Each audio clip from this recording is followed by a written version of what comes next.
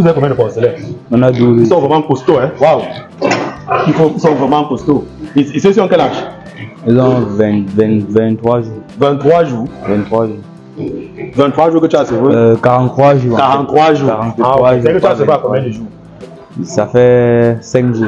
5 jours que tu as servi. Ils sont vraiment costauds. J'apprécie vraiment la croissance. Hein. Ils sont vraiment costauds, très jolis là, surtout les pieds là. Très jolis. Waouh!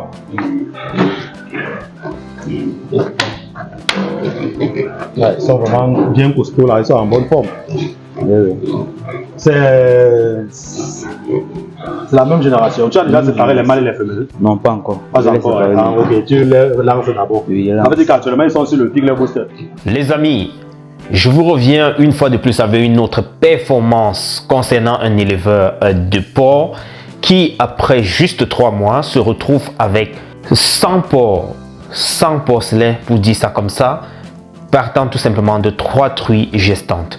Ça rejoint ce que je vous disais déjà dans la précédente vidéo concernant l'élevage avec les truies gestantes. C'est plus facile à manager plus que quand vous prenez les porcelets au bas âge et commencez à les nourrir, à les suivre, traitement, ainsi de suite. C'est trop pénible dans ce sens-là, contrairement à prendre tout simplement des truies gestantes ou bien des truies même déjà croisées.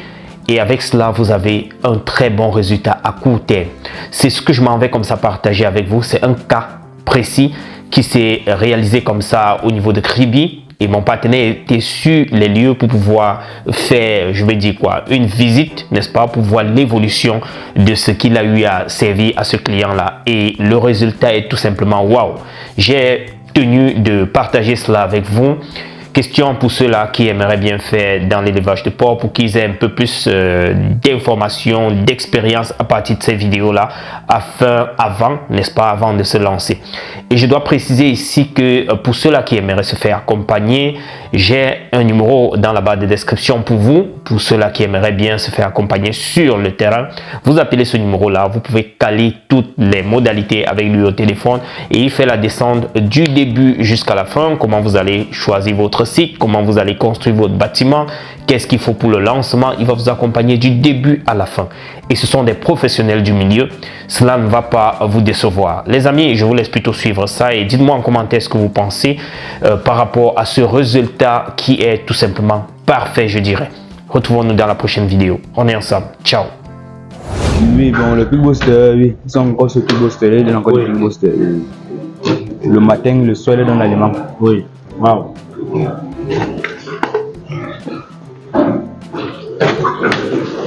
Voilà. Wow. Là, ça, ici, c'est les plus jeunes. Oui, les plus jeunes. Voilà. Donc, vous constatez avec nous que, comme je dis généralement, que la meilleure manière de débuter avec l'élevage, c'est de débuter avec les truies gestantes. Vous observez là, ils ont commandé 11 truies, un mâle. Et nous sommes pratiquement à 2 mois, 2 mois et demi, donc disons 3 mois. Voilà, ils ont commandé les porcs et ils ont été livrés. Vous voyez, ils sont déjà pratiquement à presque 100 porcs. Donc c'est pour ça que je dis que la meilleure manière de débuter avec les départs, c'est de débuter avec les truies gestantes. Et quand vous avez déjà les porcelets sur les comme ça, vous avez autour 5 jours pour croiser encore la truie. Vous voyez que le cycle recommence, ce qui fait que lorsque vous débutez avec les truies gestantes, il est facile pour vous de faire plus de 2 mises bas par an. Parce que normalement, chez une truie doit mettre bas deux fois par an, surtout lorsqu'elle est bien suivie. Vous voyez qu'en 1 an et demi, vous avez facilement 3 mises bas. Imaginez que vous avez les truies qui vous donnent 10. Vous voyez que si vous avez pris 10 truies, en moins d'1 an et demi, vous êtes déjà pratiquement à 300 porcs. Et ça vous permet d'être sur le marché rapidement. Parce que je dis toujours que la meilleure manière de faire dans l'élevage de porc, c'est de faire la reproduction et de faire l'engraissement. Et avec le système des truies gestantes, ça vous permet d'être sur le marché rapidement. Parce que ceux généralement qui prennent les porcelets, c'est bien vrai que c'est bien beau de commencer aussi avec les porcelets, mais le problème avec les porcelets, c'est que parfois ça prend beaucoup de temps. Ça prend beaucoup de temps. Parfois même, si vous avez mis un technicien qui ne maîtrise pas, il y a les chaleurs qui peuvent même passer chez les truies. Vous vous retrouvez parfois à 1 an que vous n'avez pas croisé croiser les trucs. Voilà. Autant lorsque vous prenez les trucs gestantes, vous avez maximum 2 mois chez vous et les mises bas ont commencé. Et il faut aussi signaler que le suivi des trucs gestantes est plus facile que le suivi des porcelains. Oui. Parce que plusieurs personnes pensent que non, que pour s'adapter à l'élevage, il faut commencer avec les porcelains. Non, le suivi des porcelains est plus délicat que le suivi des truies gestantes. Voilà. C'est ce que plusieurs personnes ignorent généralement là-bas. Tu vois que là, ils sont vraiment.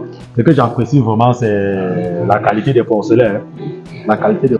Amoureux d'élevage, bienvenue dans cette nouvelle vidéo, les chroniques d'élevage leader. Aujourd'hui, nous sommes du côté du sud, dans le Cameroun toujours.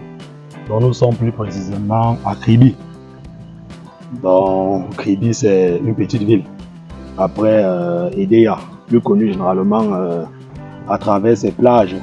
Mais cette fois-ci, nous sommes à Kribi pour un projet d'élevage. Donc, nous sommes venus sur le terrain aujourd'hui pour travailler avec un de nos apprenants qui est juste à côté de moi, Monsieur Franck. Donc, lui, il a suivi sa formation chez nous, sa formation pratique. Donc, nous avons travaillé à la ferme au niveau de PK27 à Douala, pratiquement 2 mois. Et après sa formation, il est venu ici pour suivre ce projet. Donc, nous avons décidé de l'accompagner sur le terrain. Nous avons programmé une séance de travail avec lui, surtout pour vous présenter déjà les merveilleux résultats qu'ils obtiennent de ce côté. Donc, aujourd'hui, cette vidéo, c'est plus pour vous présenter l'avantage de commencer avec les truies gestantes. Parce que eux, lorsqu'ils ont fini de construire leur porcherie, ils nous ont contactés et ils ont pris 12 porcs chez nous. Je pense que c'était 11 truies, 1 mâle. Et aujourd'hui, à peine 2 mois et demi, ils sont déjà à pratiquement 100 porcs. Donc, dans cette vidéo, nous allons vous présenter les résultats qu'ils obtiennent déjà ici. Bon, je vais d'abord un peu échanger avec Monsieur Franck. Franck, c'est comment? Ça va? Non, ça va, monsieur. Hein? Ça va. Tu tiens le coup? Hein? Ça va. Voilà. Déjà félicitations. Hein? Merci. Déjà félicitations pour les résultats que j'observe là-bas. Donc, ça montre déjà que durant ta formation chez nous, tu as vraiment bien appris. Parce que ton patron aussi, lui, ne se plaint pas. Chaque fois, il m'appelle pour dire, pour prendre quelques petits conseils et autres, mais il ne se plaint pas quand même du travail que vous effectuez ici. Ça veut dire que ça se passe bien. Bon, sinon, tous les tueurs, ils ont déjà mis bas. Non, il manque une truie. Il manque une truie. Ah, ok. Et ici, le travail se passe comment? Parce que je vois, il y a les bananiers plantains, il y a les macabots, tout ça. Vous êtes combien d'hectares ici? Ils ont fait 3 hectares. 3 hectares. Oui. Et quelles sont les cultures que vous faites ici? On fait le macabo, le plantain. Oui. Bon, on a mis les arbres fruitiers comme peut-être le corosolier, oui. Le citronnier, oui. Et il y a les dragonniers. Et c'est qui suit ça? C'est toujours vous? Vous êtes combien ici? Nous sommes 3. Vous êtes 3 sur le site? Hein? Oui, nous sommes 3 sur le site. Bon, on va plutôt aller au niveau de la porcherie. C'est à l'intérieur qu'on va plus échanger. Voilà. Bon, ici vous organisez le travail comment? Matin, soir. Matin, soir. Et le service, ça se passe comment? Vous donnez, étant donné que vous êtes encore en reproduction. Parce que là, vous avez commandé les truies, il y a eu déjà les mises bas. Et ça veut dire que présentement, vous êtes encore uniquement en reproduction. Vous n'avez pas encore lancé avec l'engraissement. Voilà. Et le service se passe comment? Vous donnez l'aliment 1 fois ou 2 fois? Non, on donne l'aliment 2 fois, matin, soir. Vous donnez l'aliment matin, soir aussi. Ah, ok, c'est bon. Dis-nous un peu, ça c'est. Ça a donné combien? Non, ça c'est le mâle. Ah, ça c'est le mâle. C'est Jean Labèze. Hein? Ça c'est Jean. Tu l'appelles comment? Jean Labèze. Jean Labèze, hein. Donc... Mais il est costaud, hein. Et les trucs que tu as déjà croisés? Non, pas encore, j'ai pas encore croisé. Il y a beaucoup là qui sont encore un peu. Qui n'ont pas encore atteint. Il faut qu'ils gagnent encore un peu en poids. Oui. On va rangé le poids. Ah, ça veut dire que durant. Ils ont perdu le poids. Oui. Pendant l'allaitement, ça veut dire que tu les as pas donné la quantité d'aliment qu'il fallait. Donc il y a ceux que quand tu donnais l'aliment, ils ne mangeaient pas suffisamment. Suffisamment comment? Je comprends. Ils ne mangeaient pas tout. Oui.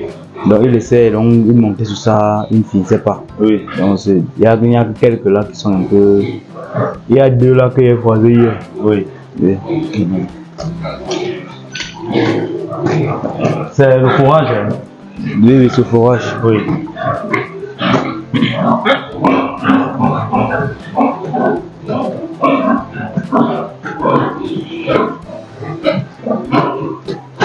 Voilà, ceux-ci sont costauds. Hein. Oui. Hein? Ils sont costauds. Hein.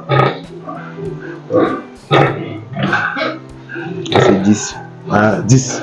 Et quand tu vois on a perdu 1. C'était 11. Et quand tu vois là, elle va célébrer tout ça. Oui, elle va célébrer. Il va célébrer tout ça. Bon, on peut un peu regarder les portraits de l'autre côté là-bas.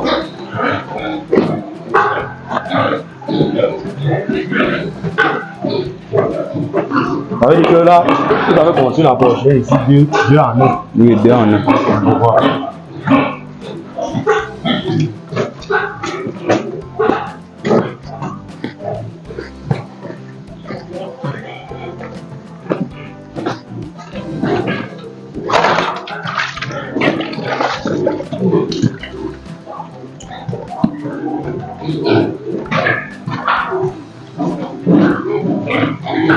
Ici, il y a combien de porcelaines? On a 12. Vous avez combien de porcelaines? On a 12. Ils sont vraiment costauds, hein? Waouh! Ils sont vraiment costauds. Et ceux-ci ont quel âge? Ils ont 23 jours. 23 jours? 23 jours. 23 jours que tu as servi? 43 jours. 43 jours. 43 jours. C'est que tu as servi à combien de jours? Ça fait 5 jours. 5 jours que tu as servi. Ils sont vraiment costauds. J'apprécie vraiment la croissance. Hein. Ils sont vraiment costauds, très jolis là, surtout les pieds là. Très jolis. Waouh!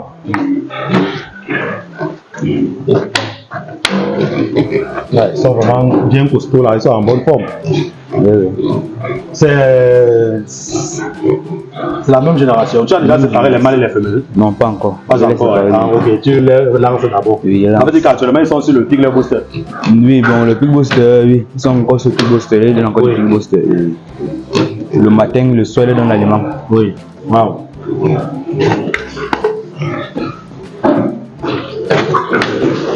Voilà. Wow. Ça, ici, c'est les plus jeunes. Oui, les plus jeunes. Voilà. Donc, vous constatez avec nous que, comme je dis généralement, que la meilleure manière de débuter avec l'élevage, c'est de débuter avec les trucs gestantes. Vous observez là, ils ont commandé 11 truies, un mâle. Et nous sommes pratiquement à 2 mois. 2 mois et demi, donc disons 3 mois. Voilà, ils ont commandé les porcs et ils ont été livrés. Vous voyez, ils sont déjà pratiquement à presque 100 porcs. Donc c'est pour ça que je dis que la meilleure manière de débuter avec les départs, c'est de débuter avec les trucs gestantes. Et quand vous avez déjà les porcelaines serrées comme ça, vous avez autour 5 jours pour croiser encore la truie. Vous voyez que le cycle recommence, ce qui fait que lorsque vous débutez avec les truies gestantes, il est facile pour vous de faire plus de 2 mises bas par an. Parce que normalement, chez une truie doit mettre bas deux fois par an, surtout lorsqu'elle est bien suivie. Vous voyez qu'en 1 an et demi, vous avez facilement 3 mises bas. Imaginez que vous avez les truies qui vous donnent 10. Vous voyez que si vous avez pris 10 truies, en moins d'1 an et demi, vous êtes déjà pratiquement à 300 porcs. Et ça vous permet d'être sur le marché rapidement. Parce que je dis toujours que la meilleure manière de faire dans l'élevage de porc, c'est de faire la reproduction et de faire l'engraissement. Et avec le système des truies gestantes, ça vous permet d'être sur le marché rapidement. Parce que ceux généralement qui prennent les porcelaines, c'est bien vrai que c'est bien beau de commencer aussi avec les porcelaines, mais le problème avec les porcelaines, c'est que parfois ça prend beaucoup de temps. Ça prend beaucoup de temps. Parfois même, si vous avez mis un technicien qui ne maîtrise pas, il y a les chaleurs qui peuvent même passer chez les truies. Vous vous retrouvez parfois à 1 an que vous n'avez pas croisé les truies. Voilà. Autant lorsque vous prenez les truies gestantes, vous avez maximum 2 mois chez vous et les mises bas ont commencé. Et il faut aussi signaler que le suivi des truies gestantes est plus facile que le suivi des porcelaines. Oui. Parce que plusieurs personnes pensent que non, que pour s'adapter à l'élevage, il faut commencer avec les porcelaines. Non, le suivi des porcelaines est plus délicat que le suivi des truies gestantes. Voilà. Parce que plusieurs personnes ignorent généralement là-bas. Tu vois que là, ils sont vraiment. Ce que j'apprécie vraiment, c'est la qualité des porcelaines. La qualité des porcelaines, ça veut dire que le suivi est vraiment de bonne qualité. Oui.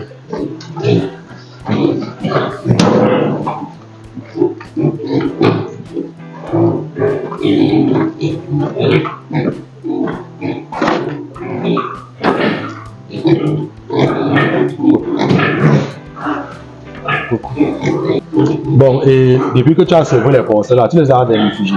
Non, pas encore. Pas encore. Bon, ce que tu dois faire maintenant, c'est que tu dois vermifuger tous les porcelaines.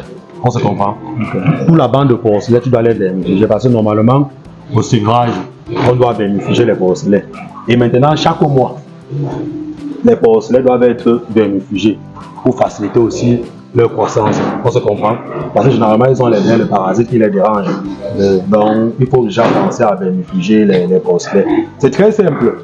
Le vermifuge, généralement, lorsque tu serves la truite, tu vermifuges la truite et tu vermifuges les porcelaines. On se comprend?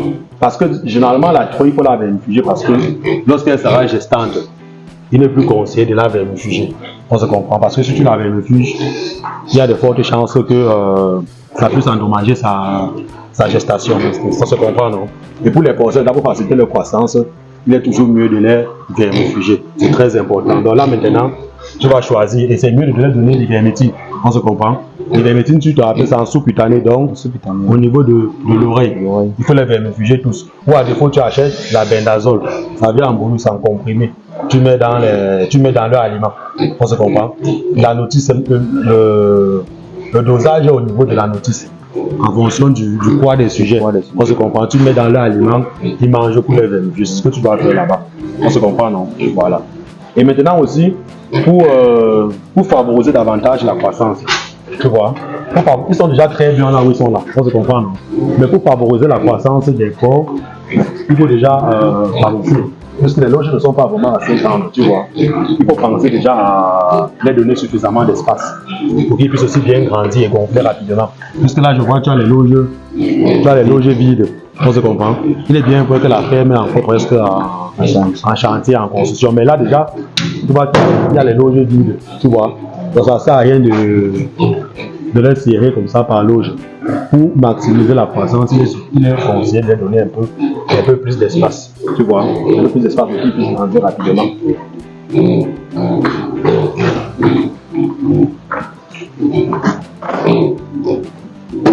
Et en leur donnant l'espace, comme tu as déjà fait là, c'est toujours bien. Donc tu leur donnes l'espace en les calibrant toujours. On se comprend, non? Parce que si tu mets les gros et les petits, il y a certains, le gros va toujours dominer le petit et il va plus manger. Tu vois, le petit sera, le plus fort sera plus fort, sera plus gros. Le petit sera encore plus petit parce qu'il n'aura pas la possibilité de manger. Donc, en les séparant, il faut les calibrer, il faut exploiter les loges qui sont libres là. Ça ne sert à rien de les serrer, pourtant tu as les loges libres. Tu vois, tu comprends ce que je dis? Okay, voilà. Et là maintenant, ça veut dire que vous ne vendez pas les porcelaines, vous allez les engraisser tous. Voilà. Et vous savez qu'avec le système que vous avez pris les trucs gestantes, comme je dis généralement, c'est le système le plus rapide. Parce que tu vois que là, tu as déjà croisé combien de trucs? Quoi? Tu as croisé 3 trucs. Ça veut dire que les autres que tu dois les croiser probablement cette semaine. Tu vois? Tu dois les croiser probablement cette semaine. Mais la mise au bas sera programmée encore dans pratiquement 3 mois, 3 semaines, 3 jours, donc pratiquement 4 mois. Tu seras déjà beau, on se comprend. Les loges, vous allez faire comment? Il y aura déjà un problème de loge. Ça veut dire qu'il faudra signaler au patron de voir comment il va construire un bâtiment d'engraissement qu'il doit prendre parce qu'on va aller rapidement. Non, c'est ça, on est en train de vouloir le faire ça dehors là. Dans le projet. Nous sommes en chantier. Oui. Donc, si vous voulez faire les loges d'engraissement, c'est mieux de conserver le bâtiment aussi pour la reproduction. On se comprend. Okay. Voilà, maintenant pour les loges d'engraissement, vous faites les plus grandes loges. Ça veut dire que, comme c'est 2 loges ici, là, vous faites ça en une loge pour que ça puisse prendre suffisamment de bêtes. On se comprend. Pour que ça puisse prendre suffisamment de bêtes. Parce qu'il faut un bâtiment d'engraissement en urgence. Hein. Parce que quand je vois déjà la lue là, quand tu vas séparer ceux-ci, la prochaine mise, il n'y aura pas d'espace pour eux. Parce que les reproducteurs, déjà, l'avantage que tu as encore, c'est que quand tu as les reproducteurs, le temps de la gestation, tu vois, tu peux les regrouper. Peut-être 2 par loge. 2 par loge ou 3 par loge. Mais déjà 1 mois avant la mise, il va falloir que chaque cuir soit déjà dans sa loge. Donc même jusqu'à là, il va falloir un bâtiment en urgence. On se comprend. Et l'erreur que tu as aussi fait ici, là, c'est que quand tu serves les truies, tu vois, il est toujours important de servir les truies en bande. Quand tu as eu quelques mises bas groupées, tu vois, il était préférable pour toi de les servir en bande. Tu comprends ce que je dis? Donc ça veut dire que tu serves peut-être que les trucs comme il va peut-être la même semaine. une fois. Tu comprends? Ou même 2 semaines d'écart. Tu les serves, tu forces, tu les serves une fois. On se comprend. Quand tu les serves, quand tu serves les trucs, il y a une technique. Il y a une technique. Il y a une technique. Quand tu serves les trucs, tu prends tous les trucs que tu as servis là. Tu les regroupes dans une loge ou dans 2 loges. Donc tu changes les loges. Tu comprends ce que je dis? Ça les stresse et ça fait venir les chaleurs chez eux rapidement. Et ça te permet de les croiser au trop tard après 4 jours ou 5 jours. Quand tu le fais, ça sera compliqué pour toi. Parce que normalement, quand tu serves quand tu serves les trucs, tu dois les regrouper. Une fois que tu les regroupes, ça stimule la chaleur chez eux avec le stress, changement de loge. Tu coupes aussi un peu l'aliment chez eux même pendant une journée. Ça les stresse encore davantage et les chaleurs viennent rapidement. Ça, c'est un groupage de chaleur naturelle. Et après, tu envoies le mal et ça les croise rapidement. Parce que le problème, généralement, que je vois que les gars ont beaucoup dans les fermes, je sais que toi-même, peut-être que tu as ce problème, c'est que quand les gars servent les truies, quand ils servent les truies, détecter la chaleur chez eux est un peu difficile. Quand la truie est seule dans la loge. Parce que généralement, lorsqu'une truie a déjà mis bas, sa vulve n'est plus en bon état, tu vois. Sa vulve n'est plus en bon état. Ce qui fait que lui, c'est un peu difficile pour détecter si la truie est en chaleur ou pas. Tu vois. C'est pour ça que c'est mieux de les regrouper dans une loge. À travers leur comportement, tu vas voir comment les truies seront agitées, elles vont chevaucher les autres. Tu tries celles qui ont les chaleurs et tu les croises directement. Tu vois ce que je dis. Donc ça veut dire que même les porcs que tu as servis pratiquement les jours ci là, il faut les regrouper pour stimuler les chaleurs. Tu les regroupes, tu coupes l'aliment une journée et après tu leur donnes l'aliment suffisamment avec l'eau. Tu vas voir que les chaleurs vont venir et ça va te permettre de les croiser rapidement. Parce que quand tu as les truies comme ça et que tu laisses passer la chaleur, c'est une perte, tu vois, c'est une perte parce que tu vas nourrir encore la truie pratiquement 21 jours. 21 jours, c'est presque 21 000 qui part dans l'eau pour rien. Tu vois ce que je dis? Voilà, donc il faut travailler ça.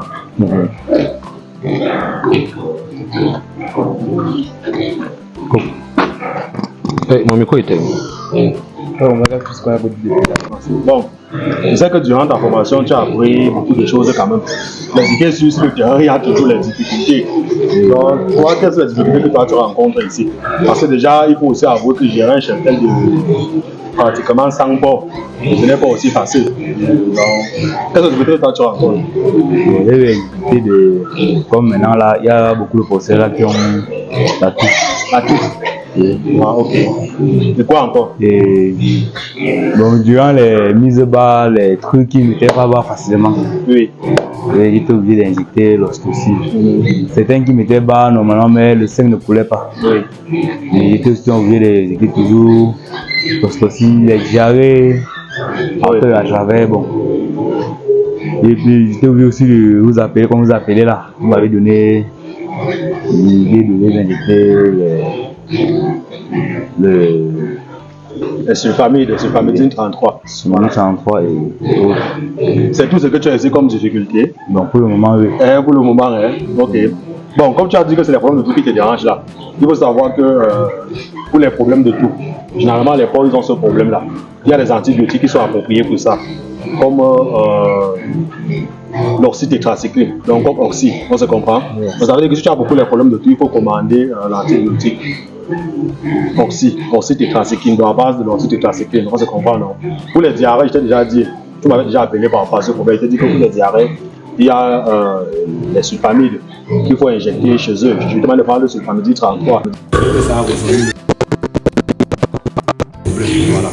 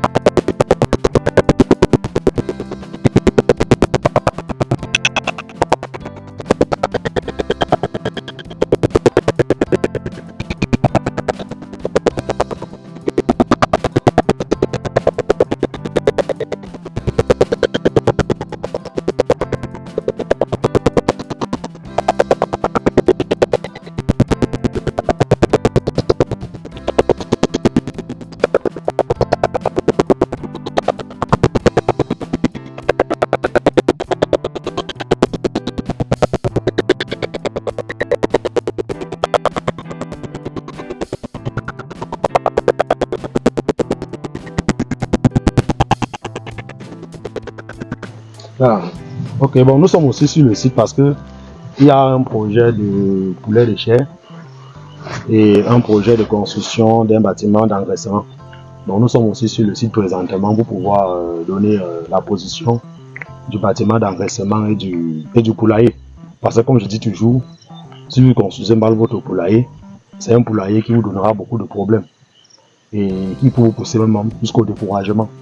Parce que si vous construisez mal votre poulailler, ça sera le soleil qui doit entrer dans le bâtiment, ce sera les pluies qui vont entrer dans le bâtiment, parce que votre bâtiment ne respecte pas les normes zootechniques. Parce qu'il y a la position du bâtiment qui est très importante, il y a l'orientation du bâtiment qui est très importante, il y a les normes de construction d'un bâtiment qui est très important. Donc c'est pour ça qu'il est toujours important de vous faire accompagner par les professionnels du domaine. Donc nous sommes ici pour choisir présentement la position du bâtiment, parce que là c'est deux bâtiments, non, de 2500, donc 250 mètres carrés. Oui. 250 mètres carrés et une porcherie d'engraissement. Déjà pour la porcherie, déjà dit que la porcherie doit être où je t'ai montré là. Donc on a travaillé là, c'est plus facile là-bas. Parce que quand tu as un site, il est toujours important de regrouper les différentes spéculations sur place. On se comprend, non? Tu ne veux pas mettre une porcherie, tu mets un poulailler, tu mets une porcherie, tu mets un poulailler. Tu vois. Ça veut dire que si tu as par exemple les poissons, tu prends tous les poissons, tu mets sur une zone. Tu vois. Puis tu as les lapins, tu prends tous les lapins, tu mets sur une zone. En respectant les distances de sécurité. Si tu as par exemple les poulets de chair, tu mets tous les poulets de chair sur une zone. Si tu as les porcs, tu mets les poulets sur une zone, on se comprend. Donc tu ne dois pas mélanger, quitter de la porcherie, le poulailler, tout ça, on se comprend, non? Ça veut dire que la zone c'est là, où nous sommes là présentement, doit être normalement réservée pour le poulailler, on se comprend. L'orientation des bâtiments, c'est comme j'ai dit là. Ça veut dire que l'orientation du bâtiment, c'est comme on a trouvé, donc comme ça. Tu vois, voilà, donc voilà l'orientation du bâtiment comme on a trouvé, voilà, oui. Bon, eux aussi, la pinerie, on devait faire. Bon, pour les lapins, il n'y a même pas de problème. Hein. Les lapins ne prennent pas suffisamment d'espace comme le poulailler, on se comprend, non? Même si pratiquement autour 20 mètres carrés, ça prend suffisamment de lapins, on se comprend, puisque les lapins, c'est plus construire les clapiers et les mettre dans un endroit qui sera à l'abri des intempéries. C'est tout, on se comprend, non? Donc, le plus dur même, c'est le poulailler d'abord. Tu vois ce que j'ai dit? Ok.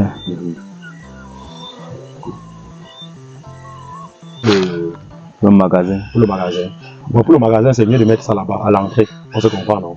Le magasin, c'est mieux à l'entrée parce que nous sommes venus comme ça. C'est que ça, c'est l'entrée d'ici. C'est mieux de mettre le magasin à l'entrée parce qu'il y aura les poulaillers de ce côté. Tu vois? Il y aura les poulaillers de ce côté. C'est mieux de mettre le magasin. C'est possible de mettre un autre logement là-bas. Parce que comme j'ai vu, le premier logement est déjà construit de l'autre côté. Il serait un peu plus difficile de prendre l'aliment là-bas et les choses pour venir ici servir. Donc, avec le projet que vous avez ici, c'est mieux de mettre le magasin et un logement ici à l'entrée. Là, le deuxième bâtiment de porcherie sera derrière. Et les deux poulaillers ici, comme on a trouvé et on a indiqué. On se comprend. Oui. Voilà. Et ce qu'il faut aussi apprécier, c'est le château là. Ça a été vraiment très bien fait. Tu vois. Le château là, filme un peu le château là. Le château là a été vraiment très bien fait. Généralement, c'est comme ça qu'on recommande de faire le château. Tu vois. Ça, c'est combien de litres en haut? Il y a 6000 litres et 1000 en bas. Et 1000 en bas. Voilà. Tu vois que vous avez encore la possibilité de mettre plusieurs cubiténaires en fonction des différents bâtiments que vous allez avoir sur le site. On se comprend, non? Mais déjà, c'est aussi bien haut. Ça veut dire qu'il y aura suffisamment de pression pour les différents bâtiments que vous allez mettre ici. Ils boivent les 6000 litres à combien de jours? Les 6000 du haut et le 1000 en bas. Oui, avec 7000. Oui. En 3 jours, c'est fini. Non, 3 jours, ça va finir tout ça. 3 jours, c'est fini. Ça, à l'époque, on consomme beaucoup d'eau parce que quand tu vois une truie gestante, comme peut-être là, ce sont les truies gestantes et les truies allaitantes. Et les porcelaines, une truie allaitante qui a les petits, elle consomme pratiquement 30 litres d'eau par jour. Donc tu vois déjà que si tu as 10 truies seulement, tu vois que ça va faire 30 par 10, donc pratiquement 300 litres d'eau uniquement par jour qu'elle doit boire. Sans compter maintenant l'eau que tu dois utiliser maintenant pour laver la loge et sans compter l'eau que tu dois utiliser pour laver la truie elle-même. On se comprend. Donc tu vois que c'est normal. C'est pour ça qu'il dit toujours aux gens qu'il est préférable de faire le forage. Là c'est le forage, non? Le forage. Voilà, il est préférable de faire le forage. Parce que si c'était le puits aménagé avec un grand cheptel de porc, on aura beaucoup de difficultés. Oui. Mais déjà c'est très bien construit, j'apprécie vraiment. Même la porcherie, elle était bien faite. Elle est bien, c'est normal là. Voilà, donc cette petite vidéo, c'était pour vous présenter l'avantage que vous avez en commençant avec les truies gestantes, que vous avez observé dans cette jolie ferme du côté de Kribi, où nos partenaires ont commandé 11 truies, un mâle. Et à plus de 3 mois déjà, ils ont déjà servi pratiquement 90 porcelets. Donc présentement, là, ils sont déjà à un cheptel de plus de 100 porcs. Donc vous voyez que lorsque vous prenez les truies gestantes, il est très facile pour vous d'agrandir votre cheptel rapidement et d'être sur le marché aussi rapidement. Et vous devez savoir que pour réussir aussi votre activité, votre élevage de porc, il y a aussi une quantité qui est aussi importante. Donc, vous allez voir que généralement les business plans que nous vous fournissons sont généralement les business plans pour 9 truies, un mâle. Lorsque vous commencez avec un cheptel un peu inférieur, peut-être que 2 truies, un mâle, tout ça, il est bien vrai que c'est toujours important de commencer d'ici. Mais ça sera un peu très compliqué pour vous de rentabiliser votre élevage. Vous voyez, pratiquement dans cette ferme, il y a l'agriculture et il y a une très grande ferme porcine. Vous voyez, ils sont 3 à suivre ça. Généralement, c'est ce que nous comptons dans les exploitations. Il est toujours conseillé aux promoteurs d'avoir plusieurs activités. Parce que quand vous voyez là, lorsqu'ils finissent de travailler sur les porcs, après ils sont dans les plantations pour travailler. Et ça permet aussi aux promoteurs de gagner plus d'argent pour permettre de pouvoir payer les employés. Parce que généralement dans certaines fermes, lorsqu'on a une seule activité, par exemple comme les porcs, lorsque les employés finissent de travailler, au lieu de s'occuper peut-être avec l'agriculture et autres, ils se mêlent plutôt à vagabonder au quartier.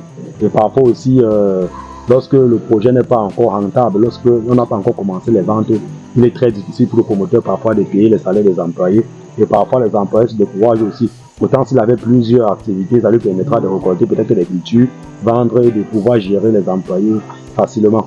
Donc, cette vidéo aussi aujourd'hui, c'était pour vous présenter déjà la manière avec laquelle nous travaillons. Comme vous avez suivi ici, lui, c'est celui que son patron a envoyé chez nous pour suivre sa formation. Il a suivi sa formation pratique et après, ils ont commandé les bêtes chez nous. Et lorsque vous commandez les bêtes chez nous, nous vous accompagnons aussi parce que là, ils ont pris l'aliment chez nous et chaque fois, ils nous appellent pour les différents conseils et autres. Donc, c'est pour cette raison aujourd'hui que nous avons décidé de faire cette descente sur le terrain. Donc là, c'est un peu l'avantage que vous avez en travaillant avec nous. Nous vous aidons au niveau du choix du site. Nous vous aidons au niveau de la construction du bâtiment. Nous vous donnons les techniciens pour le suivi de vos exploitations. Nous vous livrons les sujets, nous vous livrons les poussins, les truies gestantes, les porcelets. Et nous vous aidons au niveau de l'alimentation. Ça veut dire que vous pouvez commander l'aliment chez nous. Nous faisons plus dans la vente des prémix et dans la vente du matériel aussi. Et une fois déjà que vous avez lancé, nous vous accompagnons au niveau du suivi. Et lorsque vous voulez sortir les bêtes, nous vous aidons au niveau de la commercialisation. Ça veut dire que si vous voulez vendre les porcelets, lorsque vous êtes dans notre réseau, nous vous aidons à sortir vos porcelets. Si vous voulez vendre les porcs en engraissement, nous vous aidons à sortir les porcs en engraissement facilement dans notre réseau. Si vous voulez vendre par exemple les truies gestantes avec notre réseau, nous vous aidons facilement à mieux rentabiliser votre élevage. Donc pour ceux qui ont leur projet d'élevage, n'hésitez surtout pas de nous contacter. Nous sommes disponibles pour vous accompagner dans la réussite de votre activité. Élevage leader, plus qu'une passion, une nouvelle vision de l'élevage pour l'Afrique. Ciao.